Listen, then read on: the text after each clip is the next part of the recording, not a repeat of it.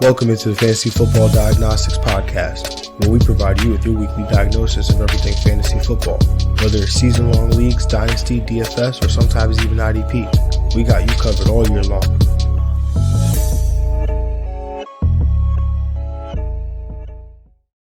Let's do it. Let's get to it. Welcome into the Fantasy Football Diagnostics Podcast, and it is Thursday, December 30th, rather. Got to get my day straight. Thursday, December 30th, 2021. I'm your host, John June. And, of course, I'm accompanied by my good friend, Greg Penniman. Greg, how you doing today, man? Doing all right. Doing well. About to be New Year's. So New Year's Eve soon. About to go into this new year. Hopefully can bring these people these fantasy championships. Mostly fantasy championship week for majority of people. Probably that small 5% that's playing maybe in a 2-week final or got a semifinal this week. But regardless, we got the good matchups and the good information here.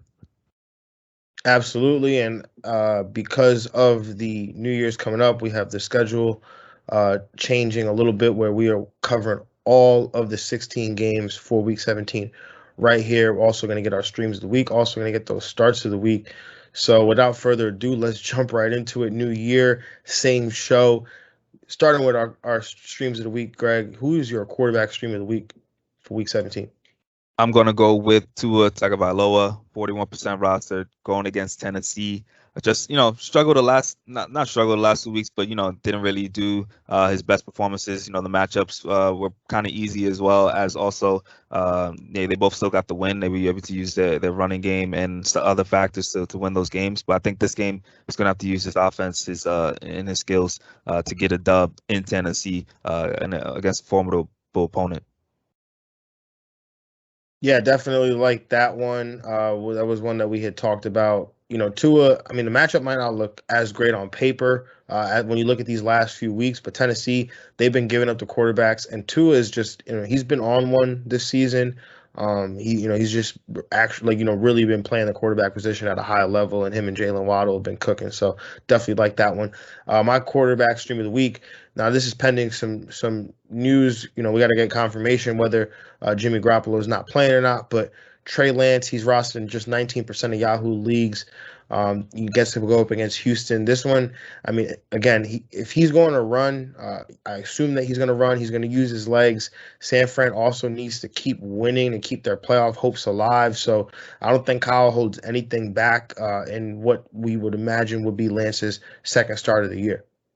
Yeah, I really want to definitely keep him out of that news. But if Jay Lance will go, I think he's gonna have a nice showing in this matchup. Late in the season, kind of get some momentum for maybe next year. Definitely. Greg, your tight end stream of the week, man. What do you got? I'm gonna go with Gerald Everett, 48% rostered, going against Detroit.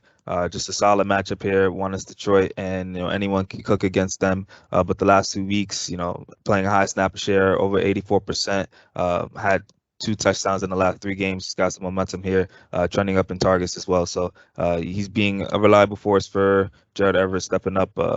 Guys are not really stepping up like BK, and that's it for them. Hey, man, I was planning to talk about Gerald Everett a little bit later, but definitely like that one right there. My tight end stream of the week is actually going to be Foster Moreau, 20% rostered in Yahoo leagues, going up against Indianapolis. And over the last 3 weeks, Foster Moreau, he's seen an 18% target share. He's been capitalizing after weeks of not capitalizing in the absence of Darren Waller. And now he gets an Indianapolis defense who's allowed the 7th most fantasy points to opposing tight ends. So I definitely like this matchup here. Greg, your defensive stream of the week. Oh man, it's a layup. It's Chicago's defense going against the Giants. They were like under 10% going into the week, or under 20%. They're up 24% in the last day, up to 40% now. It's really more about who their opponent is. The Giants have just been abysmal offensively. Whoever they're starting at quarterback, and the Chicago Bears are able to get sacks. This team is a team that really gets sacked. Robert Quinn, one of the leaders in sacks. So I think he gets at least a couple in this game. He's going to eat. Definitely like that one. I'm going with Seattle, who at the time that I picked them, they were 47% rostered. They get to go. This one's pretty easy. They get to play against Detroit at home in bad weather versus a backup quarterback as touchdown favorites. This doesn't get much easier than that. So that's pretty much what it is. Let's jump into these games, man. And no Thursday night football. All of these games are on Sunday, with the exception of Monday night football. So 1 p.m., 4 p.m. We'll cover all of them right now, starting with the 8-7 Las Vegas Raiders traveling to Indianapolis to take on the 9-6 Indianapolis Colts. This game has a 44.5-point total, and the Indianapolis Colts are 6.5-point favorites. Now, in terms of all the COVID news, because of the change, the CDC guidelines that have pretty much inspired the changes in some of these rules for how long players can sit out after a positive test. Some of these guys that ended up on the COVID list could be activated ahead of Sunday, including for Indianapolis, Darius Leonard, who was activated this morning, and Carson Wentz, who can still be activated prior to Sunday's game. And then on the Raiders side, there's a bunch of guys on the COVID-19 list, including the linebackers corps. So again, I will mention it, especially for the more higher profile players. But you have to be mindful of the news as it can change between today and Sunday. So, Greg, who do you have in this matchup? What sides are you taking and all that stuff? I'm going to take the under. I'm going to take Vegas to cover, but I'm going to take the Colts to win. Big ups to the Raiders for being able to stay over 500 with all the things they've been going through this year. It's crazy how they're still 8-7. But on the Raiders side, Derek Carr, mid tier 2 QB2. He's still one of the leaders in yards this year, so that does provide points in fantasy.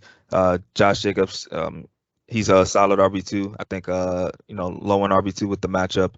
And as far as receiver, Hunter Renfrow's also got a tough matchup in that slot. So I think he's going to get bumped down to like low end wide receiver 2, but he's just been eating as far as PPR leagues. He has the safest floor in the league, along with like Jalen Waddle. And then it's Foster Moreau, a tight end that you can stream, definitely, because he's been stepping up the last couple of weeks. On the Colts side, again, it's, continuing to look at JT and really JT only as far as the running game and as far as what he's going to be as a top 3 option, top 2. And Michael Pittman, he's definitely back involved in a solid matchup. I think he's got some high wide receiver 2 value in this one. Yeah, I'm going to go with the over here. I'm going to take Vegas to cover. I'm going to take Indianapolis to win. On the Indianapolis side, JT, top 5 option at the position for me this week. Michael Pittman Jr., definitely a wide receiver 2 for me. On the Raiders side, Josh Jacobs, I think he's top 12 running back play. Hunter Renfrow, definitely a wide receiver 2 with upside for more. Foster Moreau, I think, is a top 10 tight end option this week. Yeah, those are definitely the guys you can look at. And if Carson Wentz goes, I think he's definitely in play. Yeah, for sure. Let's move on to the next game here. We got the 4-11 New York Giants traveling to Chicago to take on the 5-10 Chicago Bears. This game has a 37.5-point total, where the Bears are 6-point favorites. In terms of injuries on the Bears side, Justin Fields, he's limited participant with an ankle injury. Andy Dalton, he was upgraded to a full participant with that groin injury that kept him out last week. On the Giants side, wouldn't you know, Greg, he made it to the injury report. He found his way here. Kadarius Toney was a DNP on Wednesday with a shoulder injury. So seems like he's on track to possibly miss this game here. Saquon Barkley, he was DNP on Wednesday with an ankle. So let's see what the status is for those guys later today and into the weekend. But for me, I'm going to go with the under here. I'm going to take Chicago to cover. I'm going to take Chicago to win. If Justin Fields can go, I obviously really like him just because of that rushing upside. But I think, given the few teams that should be playing this week, outside of maybe, super flex leagues that you don't have to necessarily go to him. Dave Montgomery, he's a top 5 option this week. Cole Kmet, borderline tight end 1 again, but given the nature of who you might be playing or how many people you might be playing, I mean, do you really need to bother playing Cole Kmet, who I have as the tight end 13? Probably not. I'm officially on team play Devontae Booker over Saquon Barkley this week, but I don't feel great about playing either one. If we're being honest, probably just going to stay away from the entire Giants offense. But if Saquon doesn't go, then Booker kind of is locked into an RB2 role right there.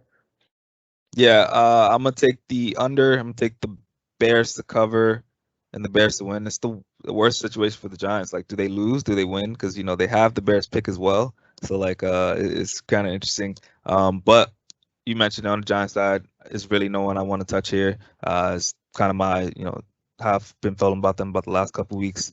And then on the Bears side, David Montgomery, I think he's definitely RB1 in this matchup. And as far as the receivers, Darnell Mooney has been a solid wide receiver. I think wide receiver 3, wide receiver 2 category. Cole Kmet, definitely streamable. Can get you some tight end one upside. Yeah, definitely. I mean, I don't think the Giants have much say in the matter of how of this pick getting any better. True, that's true. You're right. You're right. From one bad New York team to another, we've got the 11-4 Tampa Bay Buccaneers traveling to MetLife to take on the 4-11 New York Jets. This game has a 45.5 point total, where the Tampa Bay Buccaneers are 13.5 point favorites. There's going to be some rain in this game expected as of this forecast now, but obviously things can change as we get closer to Sunday. On the Jets side, in terms of injuries, Jamison Crowder was a DNP with a calf. Elijah Moore, who's been dealing with a quad and COVID, he should be activated off COVID-19 soon, but still working through the quad injury. Connor McGovern, the center for the Jets, he was added to injured reserve with an MCL injury. Trayvon Wesco, their tight end fullback hybrid, was added to injured reserve with a knee injury. Tyler Kroft, Bryce Hall, Jared Davis are all added to the COVID-19 list. On the Tampa side, Antonio Brown continuing to deal with that ankle, getting treatment there. Shaq Barrett, he's going to miss at least this game. Definitely. Potentially some time here as he sprained his ACL and MCL, not torn, but sprained. So we'll definitely miss this game. And then Mike Evans, who was dealing with a hamstring injury, was added to the COVID list. So, but they do get Brashad Perriman back. So, Greg, where are you at with this game here? I'm gonna take the under. I'm gonna take Tampa to cover, Tampa to win. It should be kind of ugly here. I think on Tampa side, Tom Brady should destroy. He should do what he has to do offensively, getting to his receivers. AB, I think, is just managing his injury. He should be able to go, and AB should get 10 plus targets in this game easy. As far as the running game, Ronald Jones definitely got high potential in this one. I think high upside, and then also Keyshawn Vaughn. I think if it's going to be a blowout, he definitely has some value late in the game or to make an explosive play. And as far as Gronk, he's been struggling the last couple of weeks, but they're going to need to get him going, especially before the playoffs. I think he bounces back here and gets in the end zone. As far as the Jets, Michael Carter is really the only one I'm looking at, and he's as to provide a RB2 top 15 performance. Even in the tough situation, they probably want to use his receiving skills a little bit. And as far as the receivers, Braxton Berrios is the only one, especially if you're in return yardage league as well. Yeah, so I'm going to take the over here. I'm going to take Tampa Bay to cover, Tampa Bay to win. On the Jets side, Zach Wilson, he's a desperation play at quarterback at best. He's intriguing only because he's been using his legs more. Even before last week, he had been running a lot more, 4 touchdowns in his last 5 games. And basically what I'm just trying to say is he's been using his legs. So use that information for what you will. Braxton Berrios makes a ton of sense for those who need wide receiver help, especially if Elijah Moore can't go and Crowder sits out again. He's seen 17 targets over the last 3 games. He's scored 2 touchdowns in the last 3 games. He's definitely going to be the number 1 target here. And then Michael Carter, again, should see a ton of targets. I agree with you in the pass game. With all these bodies missing on offense, I think he could still sneak his way into an RB2 finish because of what he could do in the passing game. On the Tampa Bay side, Antonio Brown is a top 2 option for me at wide receiver. Tom Brady playing the Jets, which usually means good things for him. So he's a top 10 option for me this week. Ronald Jones feels like poetic justice. He's an RB1 here this week in a great matchup. Always, anytime I get to play Ronald Jones in fantasy, it feels good. So Gronk is a tight end one option for sure. Facts. Moving on to another New York team here as the 7-8 Atlanta Falcons travel to Buffalo to take on the 9-6 Buffalo Bills. This game has a 44.5 point total, where the Buffalo Bills are 14.5 point favorites. In terms of whether there's actually a chance that there's a 60% chance of rain in this game as of now. On the Atlanta side, a bunch of guys on the COVID list. Buffalo getting Cole Beasley and Gabe Davis back from the COVID list. In terms of the game here, I'm going to take the over. I'm going to take Atlanta to cover because 14.5 just seems. And Atlanta's been playing, some good ball. 14.5 seems like a lot of points. So Atlanta cover that. Buffalo to win this game here. On the Atlanta side, Russell Gage, top 12 wide receiver for me. Kyle Pitts, a top 6 tight end option. Matt Ryan, high end QB2. Mike Davis is a high-end RB3. I'm going to go Cordero Patterson being a low-end RB3 there. I think, it's looking more and more like he's not making it into my lineups. Like Braxton Berrios or Cordero Patterson is a legitimate question for me right now at this point, just because the amount of volume that they might get. I mean, it's a serious question. Josh Allen, high-end QB1 in this matchup, should take it home for those counting on him this week. Stephon Diggs might get AJ Terrell treatment, but that shouldn't really matter all that much. Devin Singletary should also help, take it home for those folks this week as well. And then Dawson Knox, tight end one option for sure. Yeah, I'm going to take the over. I know Atlanta's been playing well, but with Cardell being injured and just like, I don't know, not looking right. I think Buffalo covers and Buffalo wins. They're home too, so I think they get it done. On the Atlanta side, Matt Ryan, I think, can put up some points here. He's in that mid-tier QB2 territory as well. As far as his passing options, Kyle Pitts, he's a tight end one for me. And Cordell Patterson, yeah, I mean, those conversations definitely have to be had, especially if you're looking at volume. But Russell Gage is definitely the main pass catcher other than Kyle Pitts, giving you some wide receiver 2 value. On Buffalo side, Josh Allen, top 5 option. Devin Singletary been heating up the last couple of weeks, so definitely his stock is rising. I like to play him. And Stephon Diggs, he's going to be with AJ Terrell, so Isaiah McKenzie, those guys. Cole Beasley's probably going to be reactivated, so I think he's back in play. And Dawson Knox as well is a high tight end one option. How about I didn't mention him either. But what about Gabe Davis? Any interest in playing him this week? With him being reactivated, yeah, I think the ranking, honestly, with all those guys activated is kind of Diggs, but he's got the matchup. So second receiver, I think if Gabe Davis is able to expose, he should be in play. I mean, that usually going up against Atlanta, it's that corner opposite AJ Terrell. I think it's Fabian Moreau that usually gets cooked, eaten up. Yeah. So, and Gabe Davis was killing. I mean, he was a guy that we probably would have been playing last week. Yep. Had he not ended up on the COVID list. So definitely an interesting conversation to have.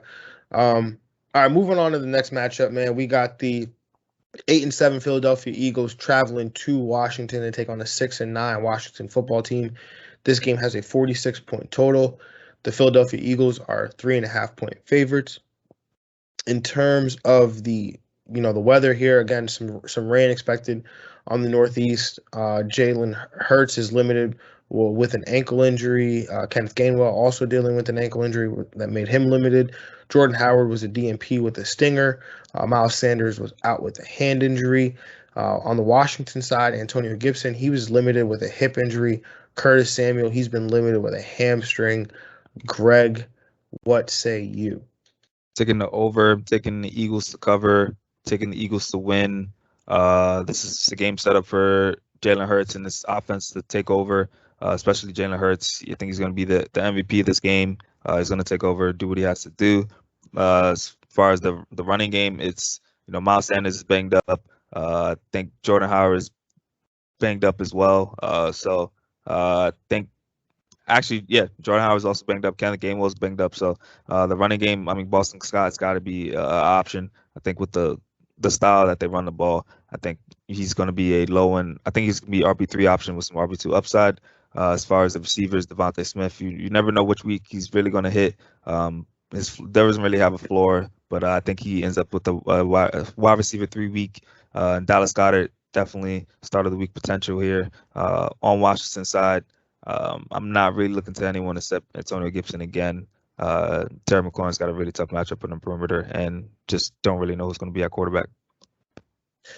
Yeah, I'm gonna take the under here. I'm gonna take Philly to cover, Philly to win. Jalen Hurts has an opportunity here to be the overall QB1.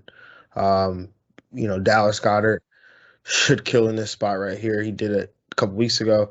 Devontae Smith, I'm gonna have him down as wide receiver 2. I think that he's been making some plays. Jalen Hurts has also been getting better as a passer too. So I think those two things kind of sync up for Smith to have a nice day. Boston Scott, it's like this is this time of year. Like week 17 Boston Scott, you right. Like he owns this. Like might as well just call it Boston Scott week, bro. Like right, yo. Now that I think about that, that's a great point. Oh man, it's his time, man. So there's usually Greg Ward with him, but not this time. Yeah, I mean, who knows, man? Greg Ward showed up a couple weeks ago. He might, man. Like he really might. Yeah. I mean, that was crazy. Taking it back. We really had Greg Ward as the start of the week. Like, hey man, they both got it done. It was against the Giants. I remember. They got it done. They got it done. Tough to on the Washington side. Yeah, it's tough to play anyone other than Antonio Gibson. But I do got a name for you, John Bates. John Bates, I'm with it. I'm with it. He's in that Brevin Jordan kind of area. Yeah, like I'll take that shot on him. Yeah, for sure. All right, let's move on to the next matchup here. This is probably the matchup of the weekend, man. The 11-4 Kansas City Chiefs traveling to Cincinnati to take on the 9-6 Cincinnati Bengals. This game has a 49.5 point total, where the Kansas City Chiefs are 5.5 point favorites. In terms of the weather, there's some rain expected in this game. In terms of injuries, Cincinnati is doing okay. On this Kansas City side, though, Clyde Edwards-Helaire, he was DNP with a shoulder injury, likely to miss this week. Travis Kelce was activated off the COVID list. In terms of the game here, I'm going to take the over. I'm going to take Cincinnati to cover. Going to take Kansas City to win the game. On the Cincinnati side, T. Higgins, definitely a wide receiver 1 in this matchup. Joe Burrow, a QB1 for sure. Joe Mixon, an RB1. But then Tyler Boyd, Jamar Chase, I think these guys are both wide receiver 2s for sure.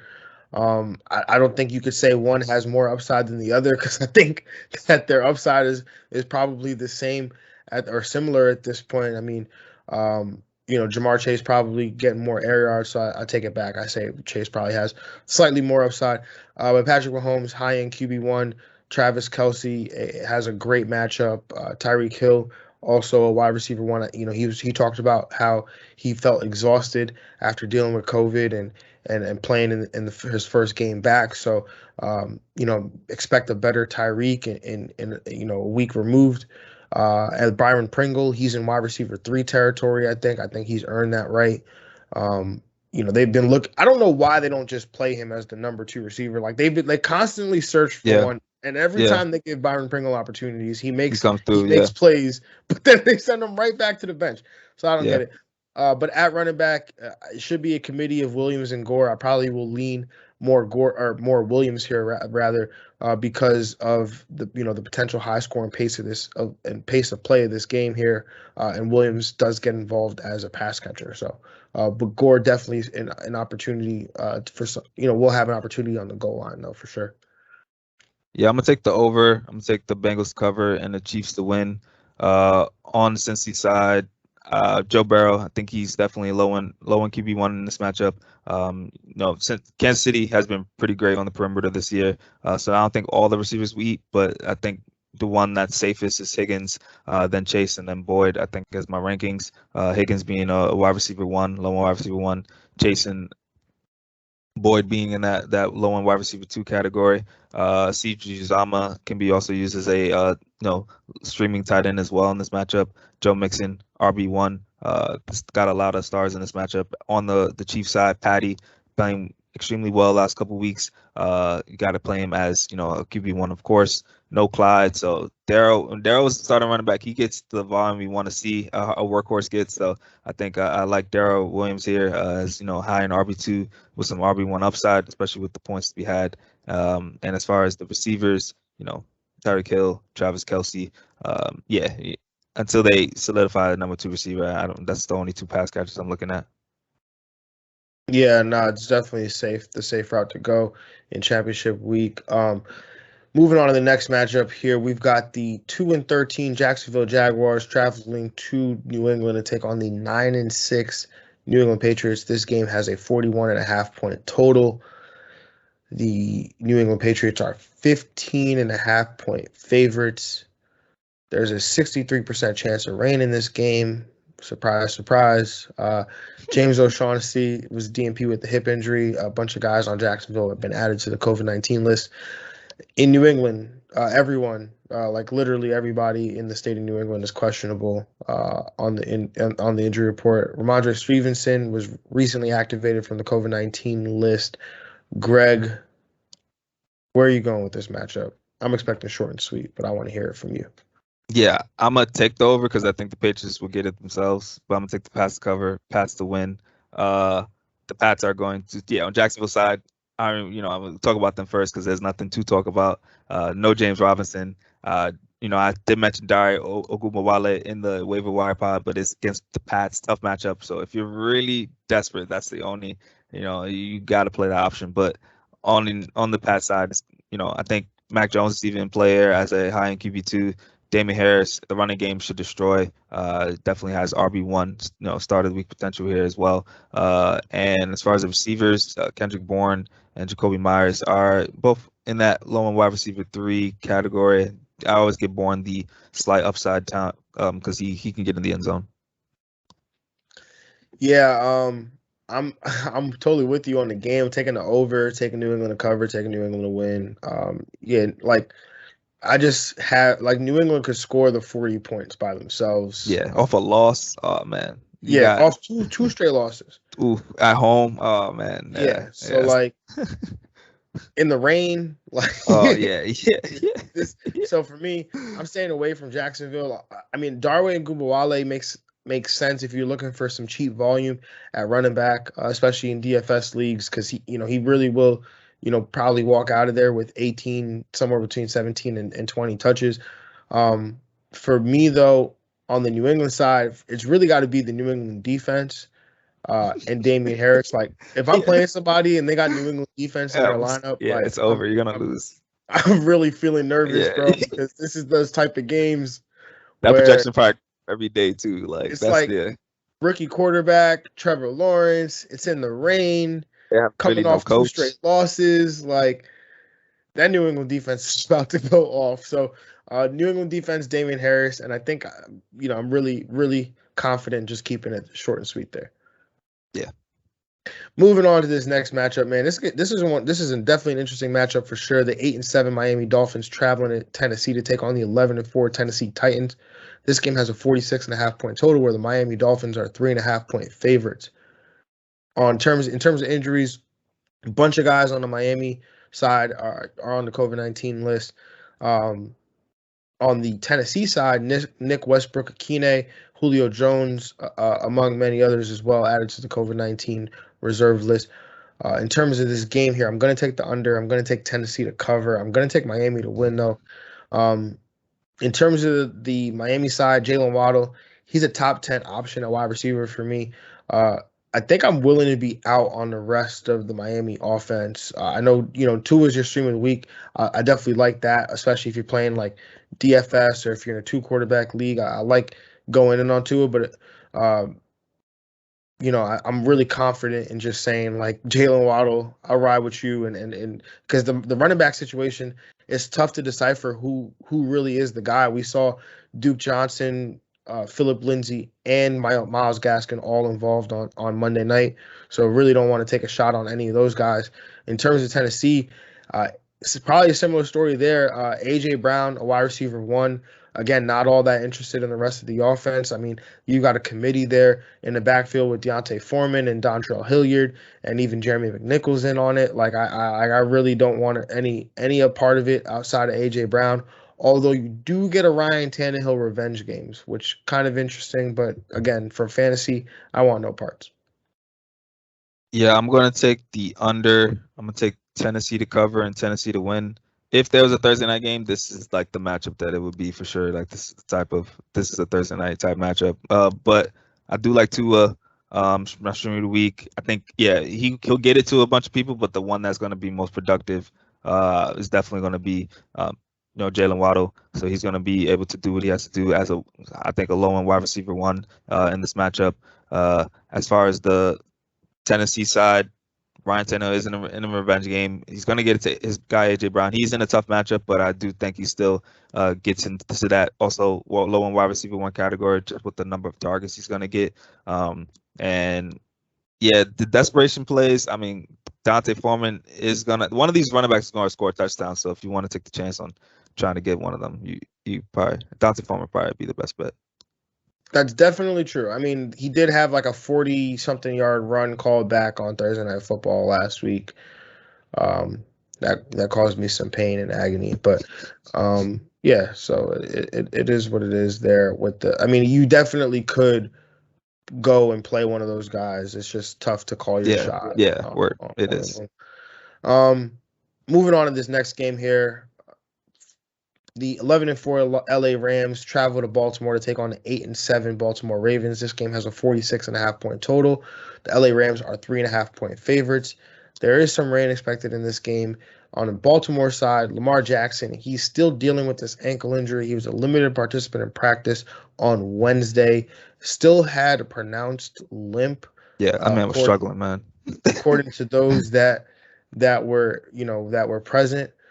So it's tough to see how he could play this week, but at least him being out at practice is a good sign for his, future return. Tyler Huntley expected to return to practice. That's the expectation from head coach John Harbaugh.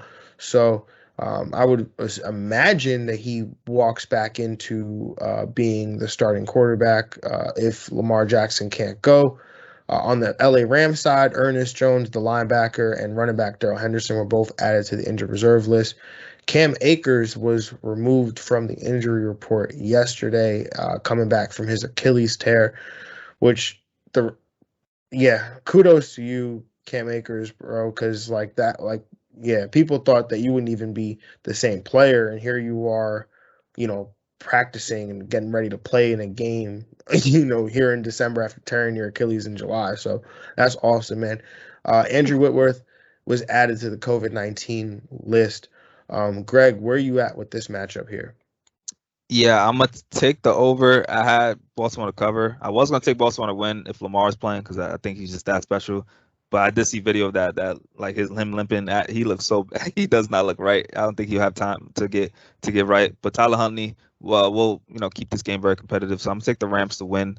On the Rams side, Matthew Stafford definitely also has start of week potential. This man has a great matchup, better than last week's. Over the last 4 weeks, Baltimore has just been the worst team on the outside. So he's going to expose with his guys, Cooper Kupp, Odell Beckham, and Tyler Higbee is going to get some opportunity here as well. Sony Michel, he should still, I think, see to start to get the bulk of the carries. So I think he is in RB2 category.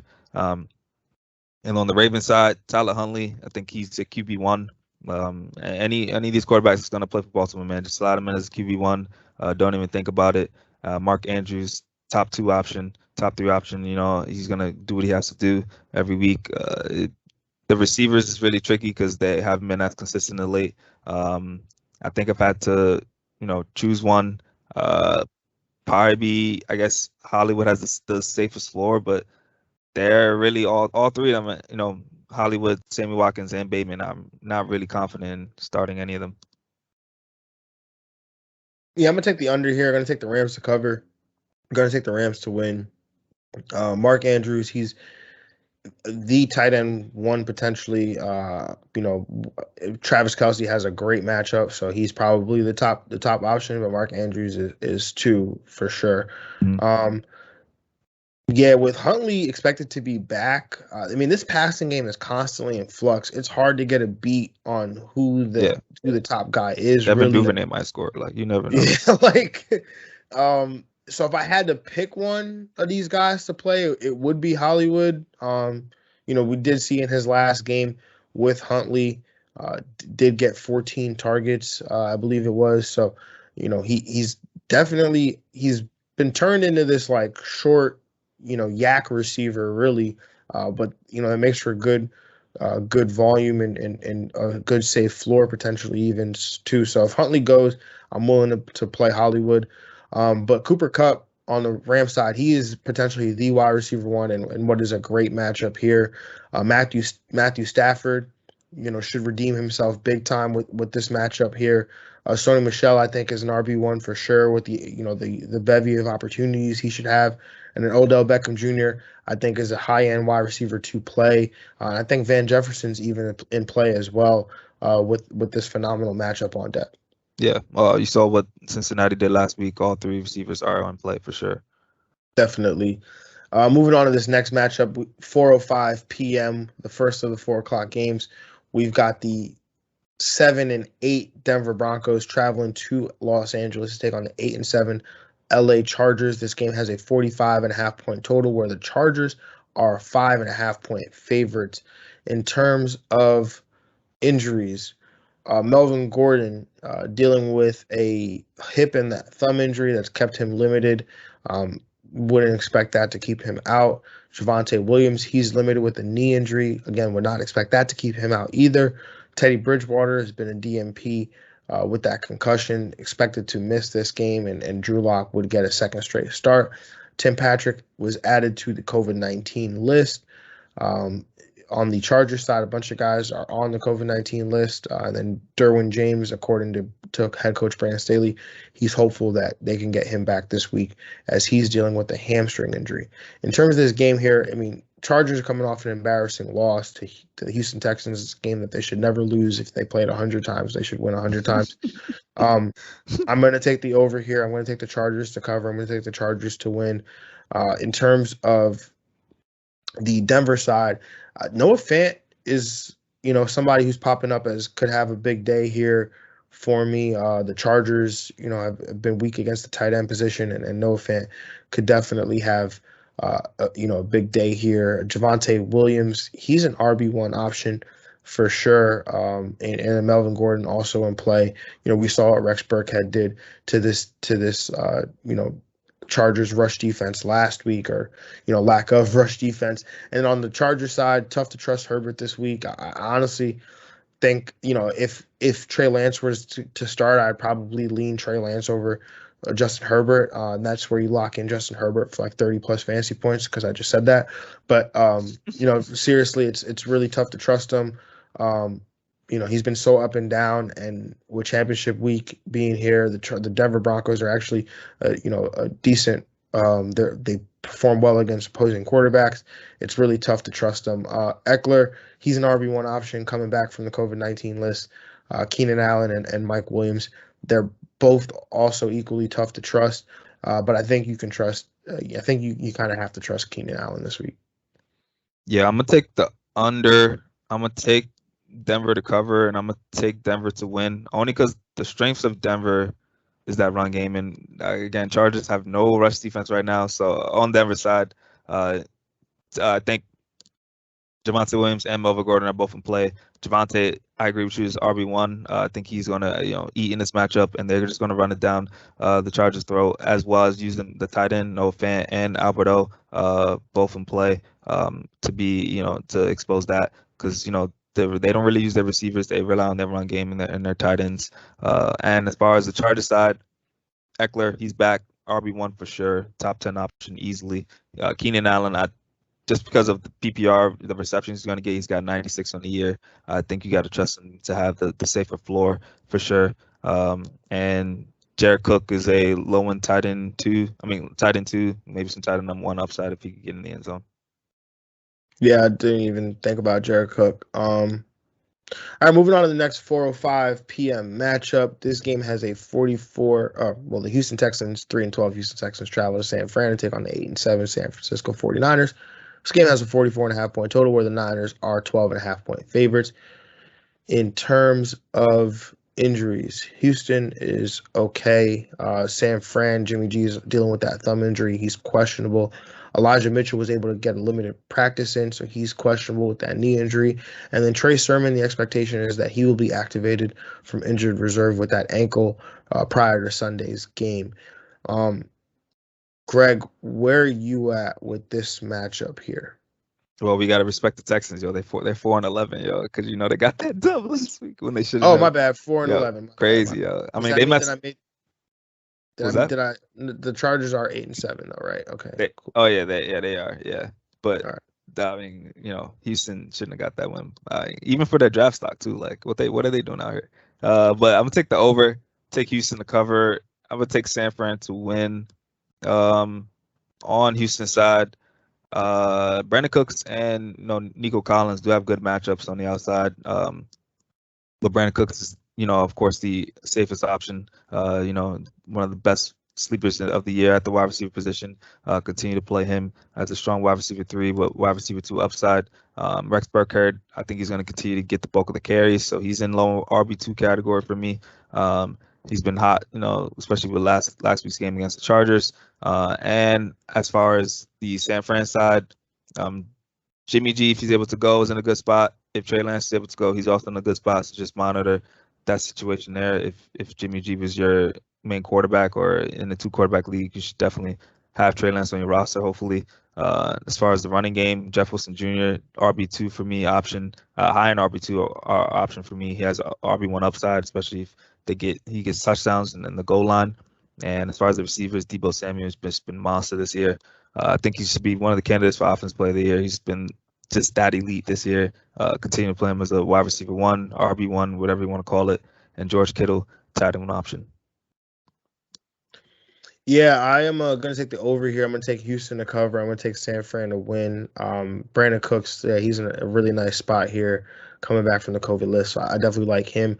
Rex Burkhead, I think he's an RB3 in the matchup here. The matchup's not as good as it was last week, but I think that he'll still get there based on volume. In terms of the San Fran side, this offense can become very different depending on who the quarterback is, right? True. So, like, if Jimmy G's in play, I think we just operate as we have been, right? Where Deebo Samuel's a wide receiver 1. Ayuk is like a wide receiver 3 with some wide receiver 2 upside, maybe even more. And then, George Kittle, you treat him as a tight end 1. And then, you lean on the running back here to be, a solid RB2, high end, maybe even RB1 option. If Trey Lance is if he's the starting quarterback, right, I still treat Deebo as that wide receiver 1. Still treat Kittle as a tight end 1, but I think you kind of, Ayuk would then be tough to trust. I would expect less from the run game. I would probably downgrade those, that running back, whoever it is, whether it's Wilson or Mitchell, from an RB1 or 2 to an RB2 or 3, just because we saw in Lance's first start, Elijah Mitchell had 63% of the running back rush share. And it was 9 carries. So, it really just could shift this entire offense here if Lance does get the start. So be mindful of that. But other than that, I think it's, intriguing game for sure. Yeah, definitely good point there.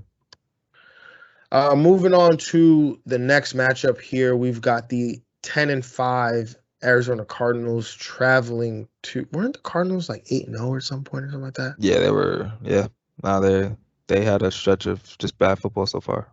Kyler Murray got hurt. Actually, they were winning with Colt McCoy, and they were still 8-0, and then they just started losing. Yeah. The 10-5 Arizona Cardinals travel to Dallas to take on the 11-4 Dallas Cowboys. Another intriguing matchup here where the total is 51.5 points. The Dallas Cowboys are 5-point favorites. in terms of injuries on the Arizona side, Zach Ertz is questionable with a hamstring. Chase Edmonds was a limited participant in practice with a back injury, so that is not ideal.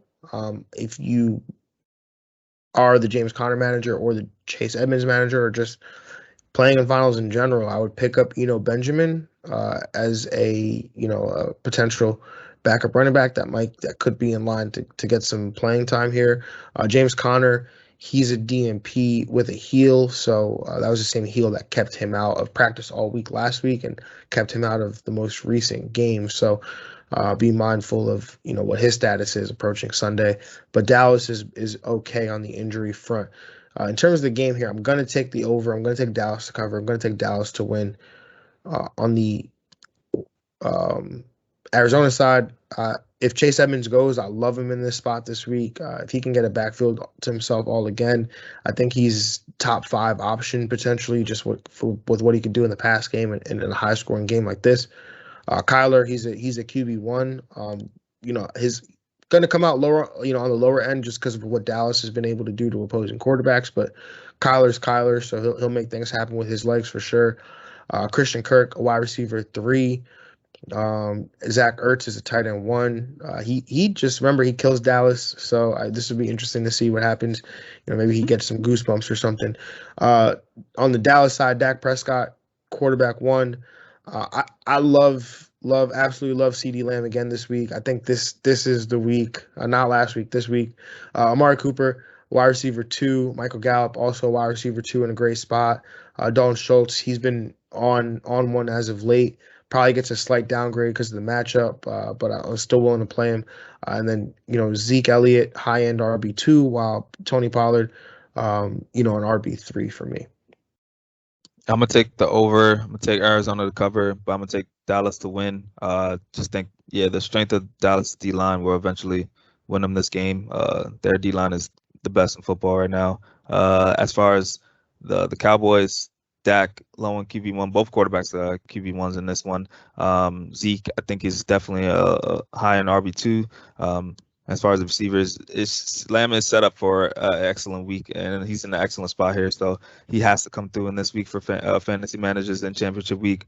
So I'm going to rank him as wide receiver 1, ahead of Cooper, and also Gallup and Schultz, both going to get some work as the complimentary guys. Schultz definitely be hot of late. And on the Arizona side, again, mentioned Kyler Murray being a QB1. If there's no James Conner, Chase Edmonds is going to dominate, definitely get the opportunity here, close to 20 touches. So he's going to be in that RB1 category as well. And Christian Kirk is definitely wide receiver 2, solid wide receiver 2 category. Been doing well in relief of D-Hop. Zach Ertz, definitely got to trust him as a tight end 1.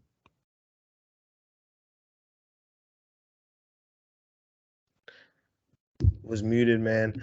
Yeah, definitely. Moving on to the next matchup, we've got the 5-10 Carolina Panthers traveling to New Orleans to take on the 7-8 New Orleans Saints. This game has a 38.5 point total. That is low. The New Orleans Saints are 6.5 point favorites. In terms of there's no weather concerns because this game is in a dome, but in terms of injuries, a bunch of guys on the Carolina side have been added to the COVID-19 list. New Orleans is hopeful that they can get Taysom Hill back. New Orleans does get Taysom Hill back. He was recently activated off the COVID-19 list. So, Greg, where are you at with this game here? Now, this game is going to be quick for me for sure. Got the under, Saints to cover, Saints to win. I just want Taysom Hill and Alvin Kamara in the entire game. Like, between the both teams, that's all I want in this matchup. I don't care. That's it. That's all about Dallas is a guy for you. Taysom Hill's back and Kamara. Yeah, I mean, Cam Newton is going back to the bench. Sam Darnold is going back to the starting lineup. I'm with you on the game, taking the under, taking the Saints to cover, taking the Saints to win. On the New Orleans side, Taysom Hill, Alvin Kamara. That's it. I will throw out one name on the Carolina side. It is DJ Moore, just as a wide receiver 3. He does have like a 28% target share. Let me fact check that. Yeah, 28% target share over his last 3 games. So he could get you double-digit PPR points if you need a safe if you need an option within your flex that has some upside as well. But that's it. All right, moving on to the next matchup. We've got the 2-12-1 Detroit Lions traveling to Seattle to take on the 5-10 Seattle Seahawks. This game has a 42.5 point total, where the Seattle Seahawks are 7-point favorites. In terms of the weather, there's an 82% chance of rain in this game as we record this. So check on that as we get closer to game time, but definitely looking like it's going to be rainy in Seattle there.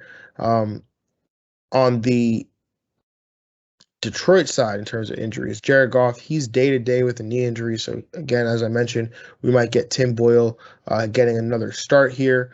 There are a few guys out on the COVID-19 list for Detroit, but for Seattle, they're mainly okay here. In terms of the game here, I'm going to take the over. I'm going to take Detroit to cover. I'm going to take Seattle to win. On the Detroit side, Amon-Ra St. Brown, got to close it out this week. Lead people to these chips, man. But I'm curious what you do with the backfield this week, because DeAndre Swift, he was removed from the injury report, expected to go this week. So, it's really tough to trust any of these guys, Craig Reynolds, Jamal Williams. I think that I would play Swift in a pinch, but if I had better options, like, would you go Michael Carter or DeAndre Swift? Oh, yeah, I go Carter. That's pretty good that you have those two running backs, for sure. But yeah, I'll go Carter. I don't, but I'm just somebody out there. Yeah, I go Carter for sure. Yeah, I think I would go Carter as well. On the Seattle side, willing to stay away from the Seattle offense with the exception of Rashad Penny, who's an RB2 or 3, and Gerald Everett, who is in a really good spot against Detroit. But yeah, that's really it for me. I'm gonna take the over. I'm gonna take Seattle to cover and Seattle to win. As far as Detroit, yeah, you gotta continue to play Amon-Ra St. Brown even in the rain. I think he's still going to provide a safe floor, a wide receiver 2 floor. So that's where I'm at with him. And as far as Swift, I still lean to him to be the best running back out of the 3, but that will probably be in low end RB2 category, like 25 to 30 range. But if he gets some catches out the backfield, he could fall into RB2. So we can see that there. And as far as the Seattle side, yeah, I'm down to maybe play Tyler Lockett, and that's Gerald Everett as well for sure. Yeah, are you in Rashad Penny this week? Yes, I am. Yeah, as well. Yeah, definitely in Rashad Penny. He's getting good volume. He's been the most productive running back in the Seattle backfield all year, pretty much, other than Chris Carson. Yeah, yeah. And Seattle's stubborn. They're going to keep running the ball every week. Oh man, Pete Carroll. Moving on to the 7-8 Minnesota Vikings traveling to Green Bay to take on the 12-3 Green Bay Packers. This game has a 47.5 point total, where the Green Bay Packers are 6.5 point favorites. In terms of weather, it's going to be cold. Like, it's going to be cold in Lambeau. So it's getting close to playoff time. Yep. Soon you're going to start seeing those thick breaths when the players are out there on the field. All right, so in terms of the injuries here, Jair Alexander, we thought would be activated like 3 weeks ago, has finally been activated. He was limited participant. I hear broadcasters always saying, "Oh, when they get Jair Alexander back, when they give him back," like, yeah, that's true. He's been like on the cusp for a long time now. I remember us saying he'd be back like 3 weeks ago. Like, oh yeah, he could be back for this game. That was like 3 weeks ago, and the dude hasn't been back. So he was limited though with the shoulder injury. So still don't know if he's good to go, but he was activated. Aaron Jones limited with the knee. Aaron Rodgers DNP with a toe.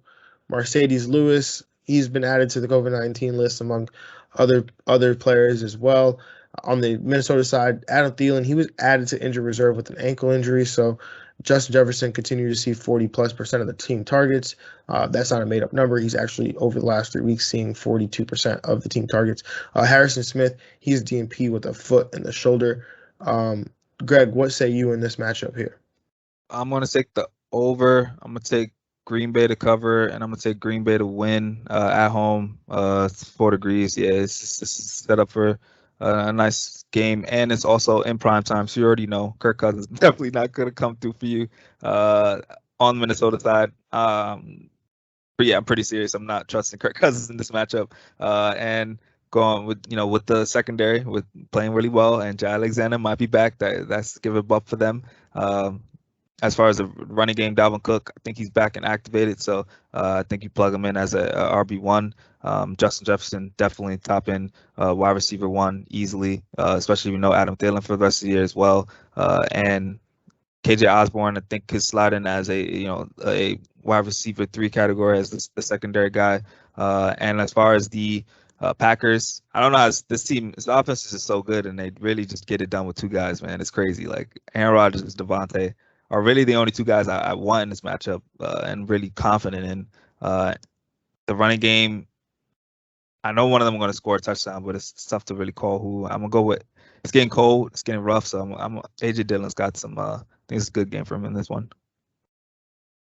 Yeah, this game definitely feels like it's got AJ Dillon running all over it. Facts. In terms of the game here, I'm going to take the under here. I'm going to actually take Minnesota to cover, but I will take Green Bay to win. I think we do get a close game here. Devontae, he's a top 3 option for sure at the wide receiver position. Aaron Rodgers at QB1. Aaron Jones, I do have him down as an RB1 just based on usage in the last 3 weeks. But AJ Dillon, like you said, I mean, this kind of just feels like he could steal a touchdown or 2 away from Aaron Jones.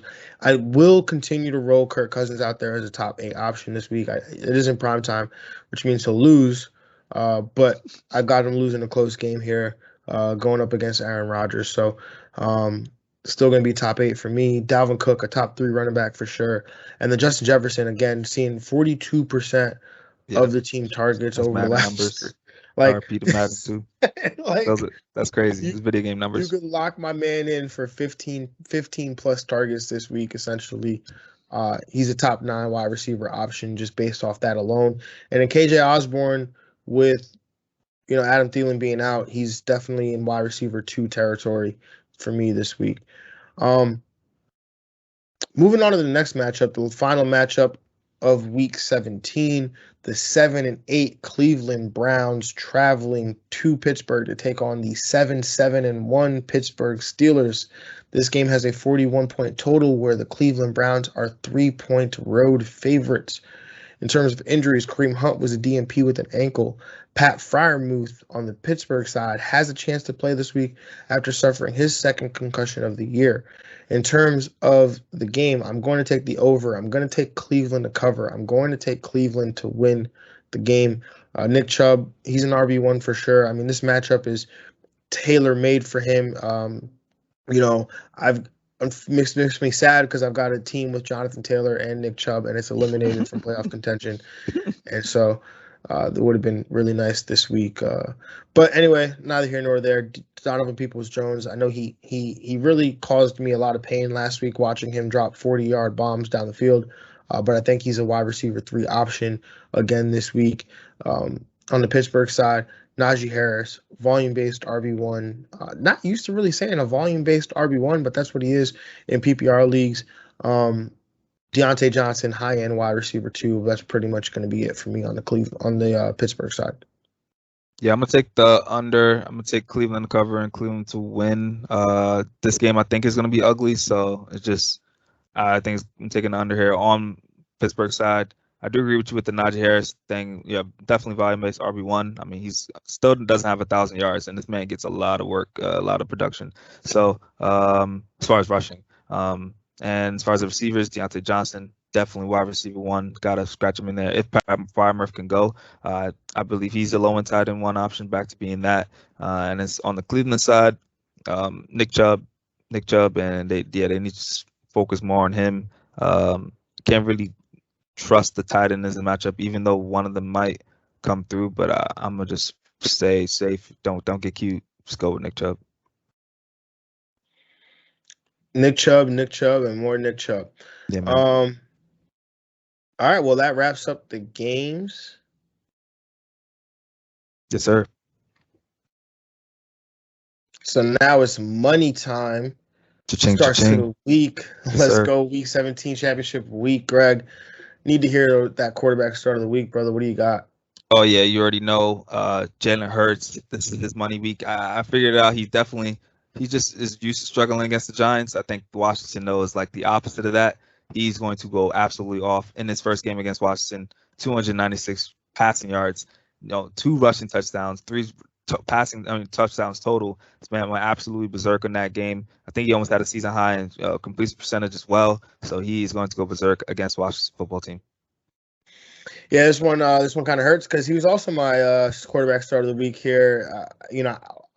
He's got number one quarterback on the week type feels this week it's here crazy for Jalen Hurts. This matchup is a juicy one, as juicy as one could imagine. We've been targeting Washington all year, but the run they're on right now is tremendous, allowing more than 25 points per game to opposing quarterbacks over the last 3 games. The only team worse during that span is Baltimore. In their last 2 games, they've given up at least 27 points to starting quarterback, and that includes a game against Jalen Hurts. It would be poetic for my breakout quarterback here in Jalen Hurts to be my start of the week in week 17. After being start of the week in week 1, it's gonna feel awesome. But I don't want to do this to the people. I do want to also throw out Matthew Stafford there as a redemption start of the week there, because I think the matchup here for him against Baltimore this week is going to be absolutely phenomenal. Yeah, I mean that secondary is just G League right now. Greg, your running back start of the week, man. What do you got there? I got to go with Ronald Jones going against the New York Jets. First of all, the matchup is just too juicy to pass up, and he's starting running back in a really good offense. I mean, 20 carries last week, great volume last week as well. Also had 3 targets, and so he's getting involved in the pass game a little bit. And I think he's going to do way better than the 3.25 yards per carry he got last week. I mean, Carolina's a really good rush defense. Still got the touchdown. He's going to get that and more with a touchdown or 2. Ronald Jones is going to eat in this matchup. Yeah, definitely like that one. He was definitely in start of the week consideration, but then I saw this guy sitting here at the top of my rankings, and I said, I got to pull the trigger here. Sony Michel. There's no Darrell Henderson. Cam Akers is back, but can't expect him to be his full self right away. Meanwhile, Baltimore is here on deck as one of 7 teams allowing 26 plus fantasy points to opposing running backs in their last 3 games. Meanwhile, in his last 4 games, Sony Michel is the RB12, averaging almost 16 point PPR points a game, seeing 25 opportunities per game, and this should be right in line with those. But I'm expecting a top 6 finish here for Sony. Yeah, gotta love it. He's been coming through money in relief for Darrell Henderson. Definitely big time there. Greg, your wide receiver start of the week, man. What do you got? Hey, man, I give credit when credit is due. Odell Beckham Jr. back on the radar with the Rams, going against Baltimore in that matchup. You mentioned Matthew Stafford is going to eat. He's going to get it to his main guys, Cooper Kupp, Odell Beckham, and I think Van Jefferson.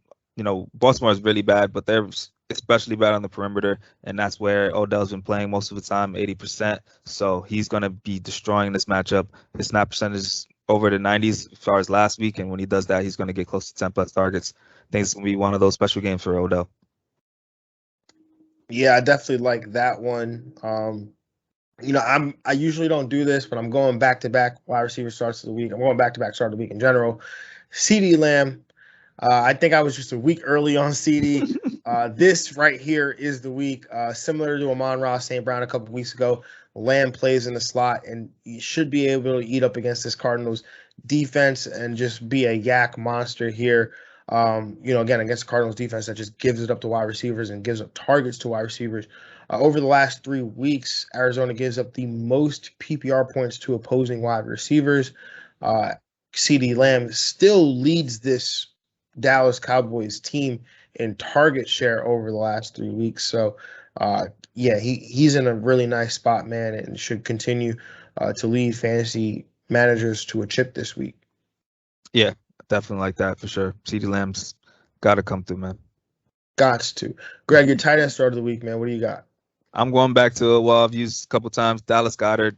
he's my, tied to my start of the week, and Jalen Hurts. I think that's the main guy for him if he's going to be eating passing wise, besides Devontae Smith, but just a little more consistent. Over the last 3 weeks, he's gotten over 100 yards, 135 in the season high, and one of them, didn't come through last week. But I think he's going to have to bounce back again. Just set up for the bounce back, where he gets another 100-yard day. Yeah, I like that one, man, for sure. Almost went there, but I was like, that's totally going to be a Greg start of the week right there because he did it 2 weeks ago when they play Washington. My tight end start of the week this week is going to be, I alluded to it before, Gerald Everett. Greg, your stream of the week here. Over the last 3 weeks, Everett is the tight end 8 in PPR points per game at 12.5 points. Now faces off against a Detroit defense that has been one to target with your tight ends. They allow 21.3 PPR points to the position. That's third over the last 3 weeks. That's 78.1% more than the league average tight end scores in the average matchup. Everett should be in for a really nice day here, catching passes from Russell Wilson. Yeah, absolutely. So, with all this being said, Greg, it is now time to play some Get Money. I feel like we should do an official score, but I feel like I'm up. But I don't know if that's like bias or even recency bias. But yeah, we definitely should check it out. Not sure. I have no idea though. I have no clue. All right, Greg. So I think you get the first pick this week because I got the first pick last week. So what do you got? Bet I'm gonna take AB, wide receiver 1, 8,500. Slide him in there. Yes, sir. I don't like you right now, sir. That's why I picked the way I do, yo. You said what? That's why I picked the way I do, man. I have to make sure I get these players first. Oh man. All right, well, I'm going Cooper Kupp. 10-2, but it's worth it. Yeah, it is. I'm gonna match him up with Brady now. I'm gonna take Tom Brady 8,300. Slide him in at the quarterback position. All right, well, I'm going to go with your running back start of the week and Ronald Jones at 7K. All right, bet. That means I have a little quick upgrade real quick. I'm going to just take your running back start of the week and Sonny Michel then, leverage that out, 7,100, because Ronald Jones is just a little bit cheaper than that. So I just slid it up a little bit. Had a little change left. Okay. I'm going to actually go with my wide receiver start of the week in CeeDee Lamb. Nice. Like that one there. I'm going to take Javonte Williams, 6,100, going against the Chargers as my RB2. Okay.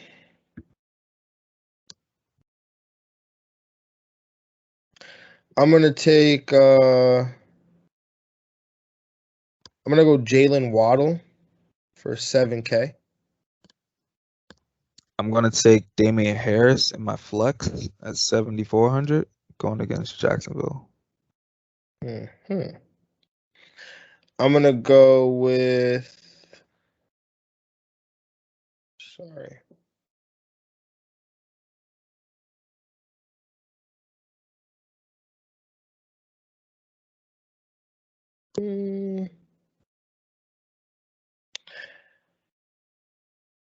I'm going to go with Tampa Bay defense, 4,900.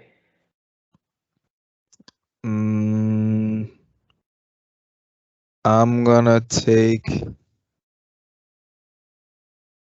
I'm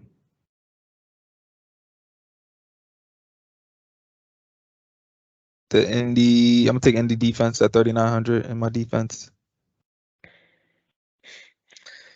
Trying to decide which position I'd rather go cheaper at since you're forcing me to change my lineup a little bit. Oh, that's right.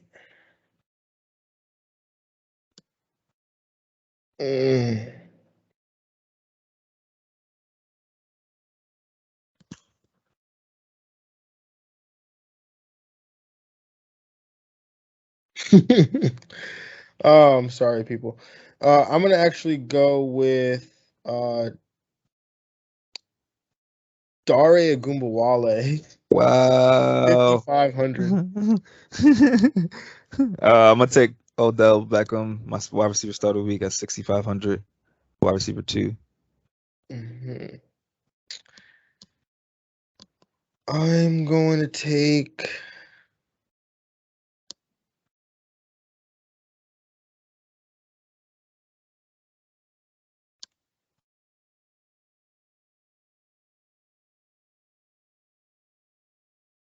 Sorry, I've like completely switched my lineup. I'm taking Foster Moreau, my tight end, stream of the week, 5,200. I'm gonna take Gabe Davis, 5,300 as my third wide receiver going against Atlanta. I'm going to take Devontae Smith as my, in my flex, essentially, 6,100. And I'm gonna take Gronk at my tight end, 6,700 going against Tampa. No, the Jets. Haha. I'm going to take Trey Lance as my quarterback, 6,400. There you go. All right. So, Greg, why don't you read off your lineup for the people real quick? I got Tom Brady, 8,300 at my quarterback position going against the Jets. Sony Michel, RB1, 7,100. Javonte Williams, my RB2, 6,100. Antonio Brown at 8,500. As my wide receiver 1. Odell Beckham as my wide receiver 2, 6,500. Gabe Davis, 5,300. As my wide receiver 3. Gronkowski at my tight end position. Man, this sounds like a all like 2010 team right here. Like if I had Brady, Odell, AB, and Gronk, and Damian Harris at my flex at 7,400, and the Indianapolis Colts at 3,900 going against Vegas. Well, for me, I got Trey Lance as my quarterback, 6,400. Presuming he starts, and if he doesn't, I'm just gonna have to make a switch before the game. But my first running back here is Dare Agumbawale, 5,500. My second running back, Ronald Jones, 7,000. First wide receiver, Cooper Kupp, 10,200. Jalen Waddle, 7,000. Devontae Smith, 6,100. Foster Moreau as my tight end, 5,200. CD Lamb in my flex, 7,200. And then Tampa Bay Buccaneers defense, 4,900. There it is. There it is. You have it, ladies and gentlemen. What hopefully is not a winning lineup again. That's not entered for any money, as that happened to me last week. But anyways, we will have you all back here on Monday as we recap week 17. Good luck to y'all in your fantasy finals this week. If your fantasy finals again play in week 18, don't worry, we will be here for you the following week, breaking down the action ahead of week 18. So, again, good luck this week. We'd love to see you back next week. Have a good one. We're out of here. Peace. We out.